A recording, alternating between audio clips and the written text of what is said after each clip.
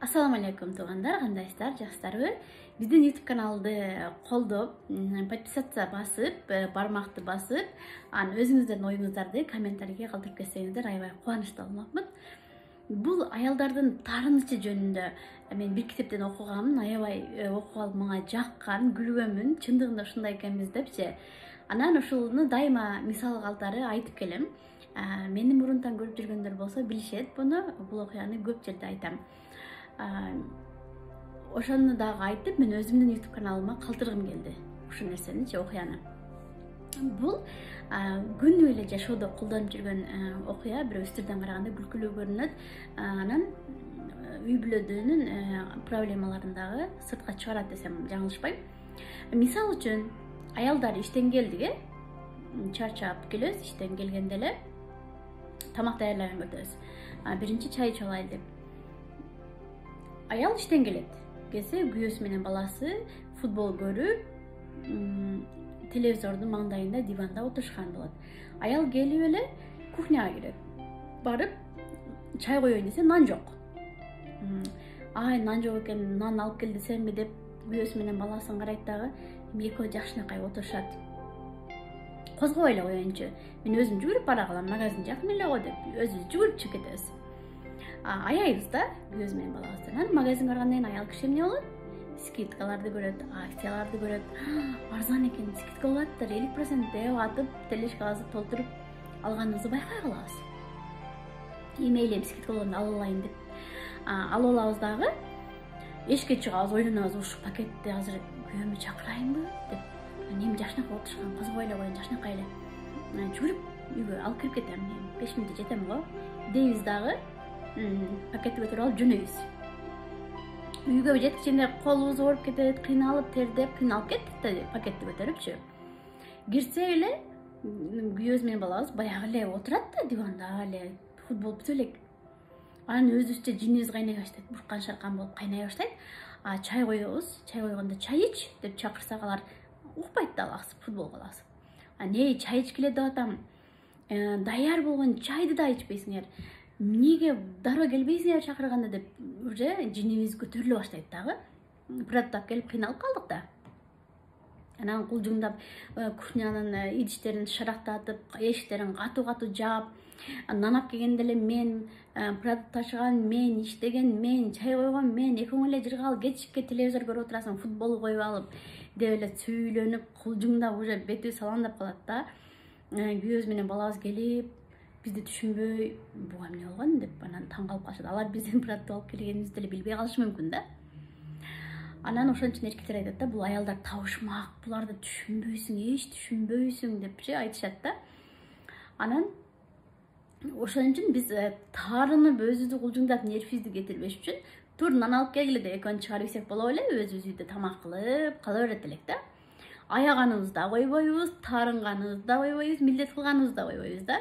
Ошондуктан таарынып, баарынын настроениясын бузбай эле, маанайын бузбай, башында жумшай бериңиздер, аябай элечи. Анан кийин да бир мисал. Балдарыбыз тууралуу, балдарыбызды ойноткондо. 5 жашар, 4 жашар балаңыз болсо, ойноткон алып чыктыңыз.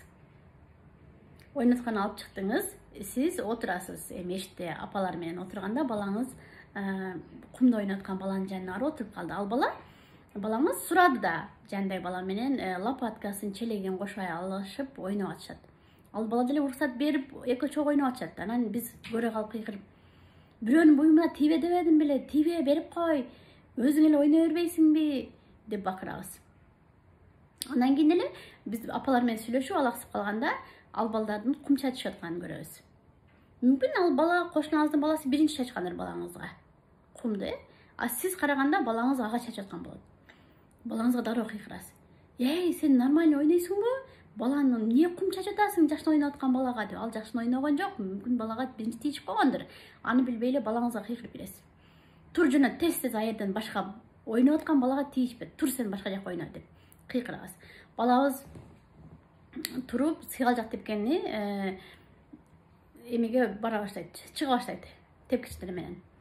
Биз айтабыз, кулап мойнуң кайрылат, аякка чыкпай эле ойночу, жерге эле ойносоң, каяка ойношуңду да билбейсиң деп кыйкырабыз. Бала да айласы жок, анан түшүп, келатып чымчыкты көрүп калат. Чымчыкты көргөндө бала кызыгат чымчыкка тамтың башып кубалап баштаганда биз кыйкырабыз. Ал чымчык сага эмне кылды эми? Эмне кылды? Кубалабай жөн эле ойносоң болбойбу? Деп кыйкырабыз. Анан кийин эле карасак, бала кубалабай туруп калганда карасак, путунун боосу чечилип кеткен болот. Анан кыйкырабыз. Путуңдун боосун да чечип салыпсың го, кана кел эми мен байлап берейин дегенде бала өзү байлагысы келип аракет кылып мен байлап көрөйүнчү деп ойлойт дагы, боосун байлап эңкейип алып. Анан байлай албайт да, эми көпкө чейин туруп калганда биз: "Эй, сен кайра өзүң байлай алчы элең, келбейсиңби? Бир сөз айт, бир кыйкырганда келбейсиңби? Түшүнбөйсүңбү? Мен байлап берем, алып кел биракка, кел мага" деп кыйкырабыз. Анан бала бизге жүгүрүп келип баягы чечилген боосуна чалынып жыгылат, ыйлайт.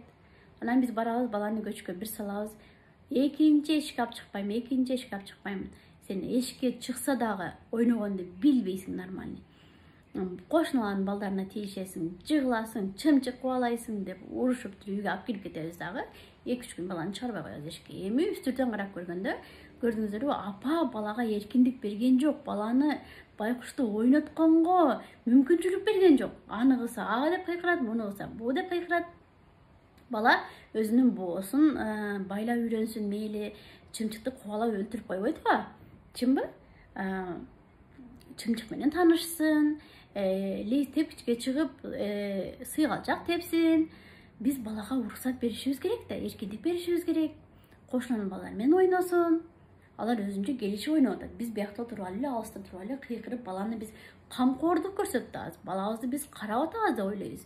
Бирок баланы кысып коюп атканы менен, эркиндигин кысып, балага мындай эки жакты караганга, таанышканга уруксат бербей эле деңгээлде алып келип, акырында да баланы күнөө эле кылып, урушуп, ууруп алып кирип кетип атабыз. Көрдүңүздөрбү? Кайсы жерде ката кетирет экенбиз, Ошон үчүн өзүңүздөрдү үстүрдөн карап көрүңүздөр. Эгер сиздерде ушул кыялчылыктар бар болсо, өзүңүздөрдү өзгөрткөнгө аракет кылыңыздар.